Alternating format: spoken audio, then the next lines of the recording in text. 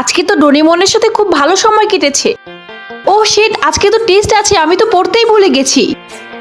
দেখ দেখ, ও এসে গেছে। হ্যাঁ, আজকে তো ও পাক্কা ফেল করবে। আমি তো ভেবেছিলাম আসবেই না।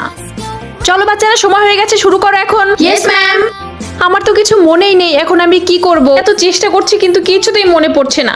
আমি কিছু হেল্প করব? আরে ডোরেমন, তুমি এখানে?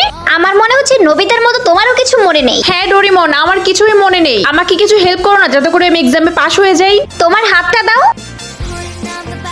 হ্যাঁ, এটা কি? এটা স্মার্ট পেন, এটা দিয়ে অটোমেটিক্যালি লেখা হয়ে যাবে। আচ্ছা সত্যি?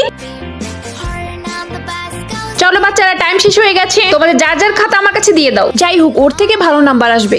তো বাচ্চারা, রেজাল্ট এসে গেছে। Aryan 100 out of 50, Banni 100 out of 70, Riti 100 এর মধ্যে 45, আর মিনা তুমি 100 এর মধ্যে 100। এক্সেলেন্ট। এটা কিভাবে হলো? আরে বাহ, এই কলম তো কামাল করে দিয়েছে। Thank you Doraemon. Second part দেখতে চাইলে জলদি করে সাবস্ক্রাইব করো।